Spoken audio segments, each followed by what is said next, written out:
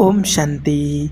भोजन करते समय थाली से गिरने वाले भोजन को क्यों नहीं खाना चाहिए? देखिए सच्चाई, वरना पड़ जाओगे मुसीबत में।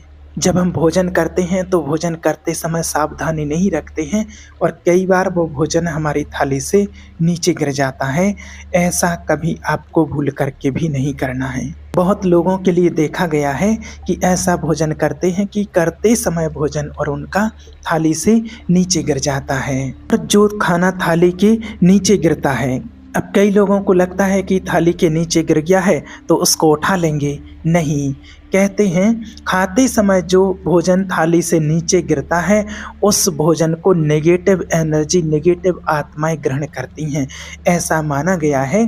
कई लोगों ने तो यहाँ तक भी बताया है कि उस भोजन को प्रेत ग्रहण करता है, लेकिन उसकी वास्तविक जो होती है कि नेगेटिव एनर्जी माना, यानी कि जो भोजन हमारी थाली से गिरता है उसको आप देखें या ना देखें, हमारे आसपास पॉजिटिविटी और नेगेटिविटी होती है। जैसे बैक्टीरिया को हम नहीं देखते हैं, लेकिन नहीं देखता इसका मतलब ये थोड़ी कि बैक्टीरिया नहीं है। कोरोना जब आया था तो उसको हमने नहीं देखा कि सफ़ेद है कि काला है कि गोरा है कि भूरा है कि क्या है, लेकिन नहीं देखा। पर ऐसा नहीं कि नहीं था, था ना, वो तो था ही। आपके हाथ में बहुत सारे बैक्टीरिया हैं, अब दिखाई नहीं देते हैं तो इसका मतलब ये थोड़ी कि नहीं, हमें तो नहीं दिख रहे हैं तो नहीं है। नहीं, बैक्टीरिया तो होता है। तो बस हमें याद इतना रखना है कि भोजन करते समय हमारी थाली से अन्न नीचे नहीं गिरना चाहिए, क्योंकि उसको खाए कोई भी, लेकिन आपको नहीं उठाना है। कोई खाए या ना खाए, लेकिन वो अन्न का अपमान होता है कि आपने जैसे भोजन बनाया है, भोजन का भोग लगाया है और भोग लगा करके भगवान को फिर वो भोजन आप करते हैं, तो उस भोजन को जब वो नीचे गिरता है तो वो फिर भोजन कहाँ जाता है? आप उठाते नहीं, वो नाली में जाता है। इसलिए कहा जाता है कि उतना ही लो थाली में कि ना जाए नाली में, क्योंकि वो फिर अपमान होता है अन्न का। इस बात का आपको विशेष करके ध्यान रखना है और भोजन इस तरह से ही करना है, ऐसी सावधानी से धीरे धीरे करना है, आराम से बैठ करके करना है कि हमारी थाली से भोजन नीचे नहीं गिरना चाहिए। कुछ लोग इस तरीके से खाते हैं कि खाते खाते ऊपर मुंह से कुछ चावल के दाने, कुछ रोटी का कण और नीचे ज़मीन पर गिर जाता है। ये गलत तरीका होता है भोजन करने का। इस तरह भोजन करने से केवल दरिद्रता ही आएगी। इस तरह खाने वाले व्यक्ति दरिद्र होते हैं, और जो दरिद्र हैं तो वो ऐसे ही खाते होंगे, इसलिए दरिद्र हैं। तो भोजन का हमें अपमान नहीं करना चाहिए, क्योंकि वो अन्न है, उसको भी देवता कहा जाता है कि अन्न देवता, तो उनका कभी अपमान नहीं करना चाहिए। और एक बात का और आपको विशेष ध्यान रखना है कि जब आप खाना खाते हैं, जिस थाली में खाना लेते हैं, खाना जिस थाली में खाते हैं वो खाली टूटी नहीं होनी चाहिए, चटकी नहीं होना चाहिए। और जिस गिलास से आप पानी पीते हैं वो गिलास भी चटका हुआ नहीं होना चाहिए। जिस लोटे में पानी पीते हैं उस लोटे में भी वो भी चटका हुआ नहीं होना चाहिए। ऐसा देखा है कुछ लोगों की रसोई में जो बर्तन होते हैं, चटका बर्तन होता है, तांबे का बर्तन है। माताएं जिस बर्तन में दाल बना रही, सब्जी बना रही हैं, वो भी चटका हुआ होता है। तो चटके हुए बर्तन में ना तो खाना है, ना पानी पीना है, और ना ही उस बर्तन में खाना को पकाना है। उस बर्तन में, चटके हुए बर्तन में खाना नहीं बनाना है। उससे क्या होता है? दरिद्रता का वास होता है। इसलिए आपको ऐसा नहीं करना। तो जो हम भोजन करते हैं और भोजन करते समय जो थाली से भोजन गिर जाता है वो नेगेटिव एनर्जी को जाता है, लेकिन वो अपमान होता है। इसलिए हमारा भोजन थाली से नीचे कभी नहीं गिरना चाहिए। इस बात का आपको विशेष ध्यान रखना है, नहीं तो ये भोजन का अपमान होता है। और फिर दूसरी चीज़ होती है अशुद्धि। जिस प्रकार से आज कितने घरों में देखा जाता है, कितने लोगों को देखा जाता है कि वो शौच के बाद और फिर नहाते नहीं हैं। अगर स्नान नहीं किया फिर आपने फ्रेश होने के बाद, तो आप फिर अशुद्ध हैं। और जो नेगेटिविटी है, जिसको कहते हैं नकारात्मकता, और वो नकारात्मकता गंदे व्यक्ति को ही पकड़ती है। जैसे मक्खियाँ आपने देखी हैं, वो कहाँ होती हैं? सभी ने देखा होगा, मक्खी होती है गंदगी में। जहाँ गंदगी होगी वहाँ मक्खी जरूर भिन्न भिन्न करेगी, वही मक्खी होती हैं। तो जब आपने शौच किया और आपने स्नान नहीं किया तो आप समझिए कि आप पवित्र अशुद्धि है और अशुद्धि के कारण ही नेगेटिविटी आती है। नेगेटिविटी यानी कि नेगेटिव विचार, गलत विचार आपके मस्तिष्क में आना शुरू हो जाते हैं और विचारों से ही व्यक्ति का निर्माण होता है और विनाश भी विचारों से ही होता है। निर्माण भी वहीं से होता है और विनाश भी वहीं से होता है, विचारों से। आपके गलत विचार जो आपके माइंड में आते हैं वो आपका नाश कर देंगे और जो पॉजिटिव अच्छे विचार आते हैं वो आपको श्रेष्ठ बना देंगे। स्वामी विवेकानंद जी के अच्छे विचारों ने ही उनको महान बना दिया, श्रेष्ठ बना दिया और रावण के गलत विचारों ने उसका नाश कर दिया। खेल समझो विचारों का ही है, संकल्पों का ही है। और विचार कहाँ से आएंगे? जैसी शुद्धि वैसी बुद्धि, यानी विचार मीन्स होता है बुद्धि से ही विचार आते हैं। कहते हैं बुद्धि से ही तो विचार करते हैं ना। तो आप जब नहीं नहाते हैं तो नहीं नहाने के नुकसान क्या क्या होते हैं, उन गलत चीज़ों के आप शिकार हो जाते हैं, नेगेटिविटी के, अशुद्धि के आप शिकार हो जाते हैं। और जब भी आप सोच जाएं तो चाहे दिन हो रात हो, सर्दी हो गर्मी हो, बारिश हो, कोई सा भी मौसम हो, आप एक बार अगर नहा चुके हो और दूसरी बार अगर जाना है फ्रेश होने, तो भले आप किसी भी टाइम पर आप जा रहे हैं लेकिन आपको नहाना ज़रूर है। भले सर्दियों का समय है तो आप गुनगुना पानी ले लो, गर्म पानी कर लो और गर्म पानी से नहा लो और सारे कपड़े गीले कर लो और कपड़े चेंज कर लो। ये शुद्धि रखना बहुत ज़रूरी है। और अगर आप ऐसा नहीं करते हैं, फिर आप भोजन कर लेते हैं या फिर किचन में चले जाते हैं या भोजन बना लेते हैं। कई माता बहनों को देखा गया है कि बिना नहाए ही भोजन बना लेती हैं, हमने भी देखा है। कई लोग तो ऐसे लोग होते हैं कि सुबह उठेंगे और भोजन बना लेंगे, भोजन बना करके सबको खिला देंगे, खुद खा लेंगे और फिर आराम से 12 बजे नहाते हैं। ये बिल्कुल अशुद्धि होती है, ये आपके घर में बिल्कुल अशुद्धि है और ऐसी अशुद्धि में ही दरिद्रता आती है। इस बात का ध्यान रखना। जो हमें ज्ञान में चलते हैं, सभी बाबा के बच्चे हैं, वो तो सभी जानते हैं। वो तो कितने टाइम किसी भी वक्त जाएं सोच करने, लेकिन वो स्नान करते ही हैं, पूरा स्नान करते हैं। लेकिन जो कुछ नए लोग हैं जिनको नहीं पता है, उनके लिए बता रहे हैं कि आपको इस बात का विशेष ध्यान रखना है। नहीं तो आपके अंदर अशुद्धि रहेगी, आपके घर में अशुद्धि रहेगी, आपके किचन में अशुद्धि रहेगी और दरिद्रता का वास रहेगा। इस बात को आप विशेष करके ध्यान रखना। और जब स्नान करते हैं तो इस प्रोसेस को भी आप नहीं समझ पाते हैं। हमारी बॉडी में हजारों लाखों छिद्र हैं और उनसे पानी जाता है और बाहर आता है, पसीना निकलता है, पानी जाता है, लेकिन उसको समझ नहीं पाते हैं। और सुबह का जो स्नान होता है, सर्दियों में हो या चाहे कभी भी हो, सर्दियों में आप सुबह स्नान कर रहे, दोपहर में या शाम को कभी भी आप स्नान करते हैं, तो एक बात का और आपको ध्यान रखना है कि आपको गुनगुने पानी से, ना ठंडे पानी से नहाना है, ना ज़्यादा गर्म पानी से नहाना है। आप इस गणित को भी आपको समझना है। अगर आप बहुत ज़्यादा गर्म पानी से नहाते हैं तो वो भी नुकसानदायक है और ज़्यादा ठंडा पानी है तो वो भी नुकसानदायक है। इसलिए पानी होना चाहिए कैसा? नॉर्मल होना चाहिए, गुनगुना पानी होना चाहिए। जैसे नदी का टेम्परेचर होता है, कुएं का होता है। जैसे सर्दियों में आप जाओ तो नदी का जो पानी होता है वो हल्का सा, पूरा ठंडा नहीं होगा, हल्का सा गर्म होता है। ऊपर पानी में जैसे ही आप हाथ डाल के देखेंगे और नदी में से भाप टाइप की निकलती है और उनका पानी, इतनी सर्दी पड़ रही है, आप देखिए इतना सर्दी पड़ रही, गर्मी पड़ रही हो तो ठंडा पानी मिलेगा और बहुत ज़्यादा सर्दी पड़ रही हो तो नदी में गर्म पानी मिलेगा। इतने हम बाहर बैठ नहीं पाते हैं, इतनी सर्दी पड़ती है, लेकिन नदी का पानी फिर भी गर्म मिलता है।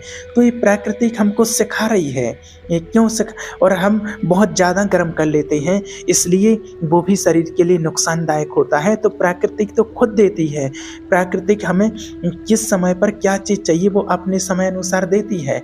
जो प्राकृतिक हमें फल देती है वो भी अपने समय के अनुसार देती है। सर्दियों में कौन से फल चाहिए, गर्मियों में कौन से फल चाहिए, वो भी प्रकृति ने हमें दिए हुए हैं, सब अपने अपने समय के अनुसार। लेकिन हम प्रकृति की चीज़ों को एक्सेप्ट नहीं करते हैं, उनके अनुसार नहीं चलते हैं और हम उनके नियमों को बदलने के लिए सोचते हैं।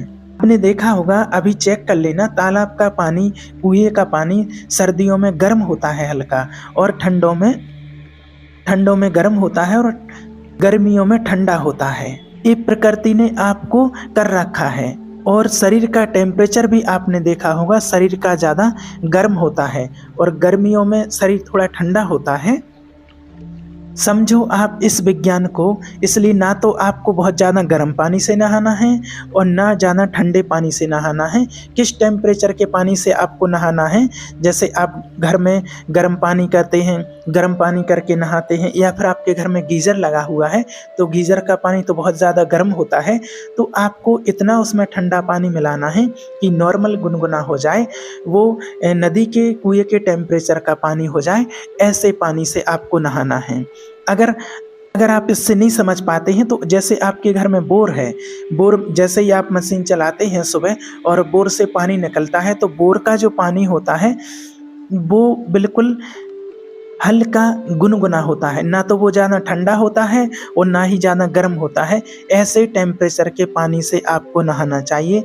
ज़्यादा गर्म पानी भी आपको नुकसान पहुंचाता है और ज़्यादा ठंडा पानी भी आपको नुकसान पहुंचाता है। इस बात का आपको विशेष ध्यान रखना है।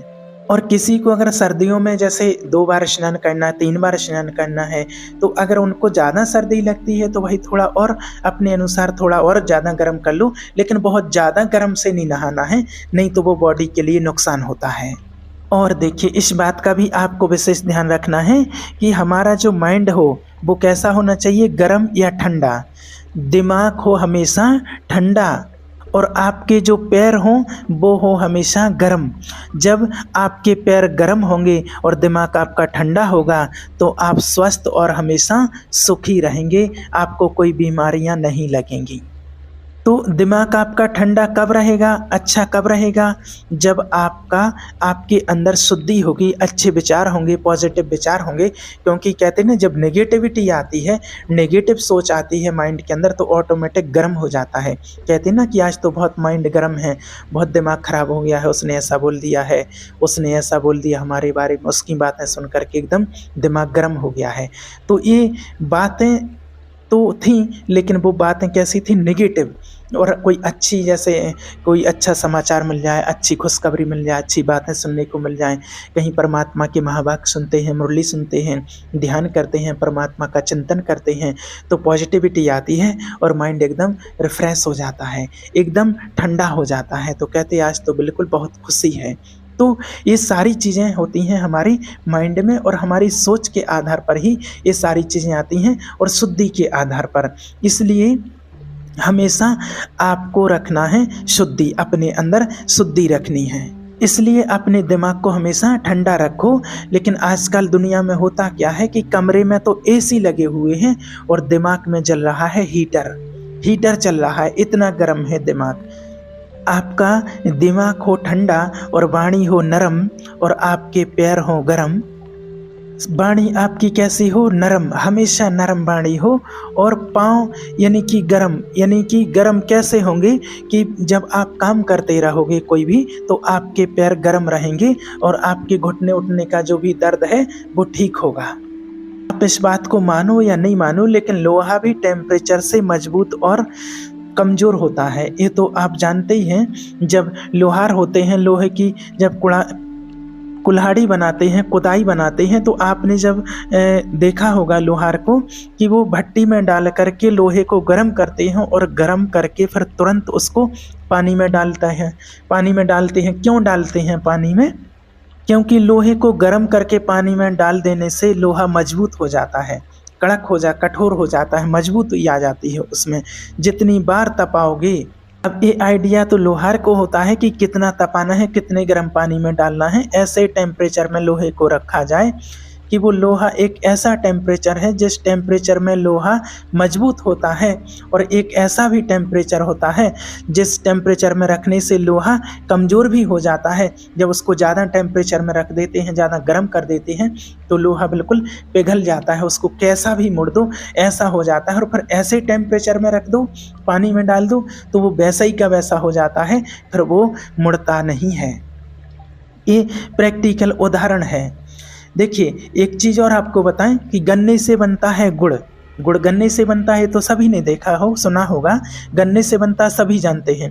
गन्ने से बनता है गुड़ और गन्ने से बनती है शक्कर। दोनों चीज़ें गन्ने से बनती हैं और दोनों चीज़ों का रूप रंग देखिए अलग। अब गुड़ होता है सांवला लाल और शक्कर सफ़ेद कैसे हो जाती है? शक्कर सफ़ेद क्यों होती है? ये टेम्परेचर का खेल है। गुड़ को कम टेम्परेचर में, गन्ने के रस को जो होता है वो कम टेम्परेचर में पकाइए तो वो गुड़ बनेगा, और ज़रूरत से ज़्यादा टेम्परेचर में जब पकाएंगे तो वो शक्कर हो जाएगी, वो शक्कर बन जाएगा।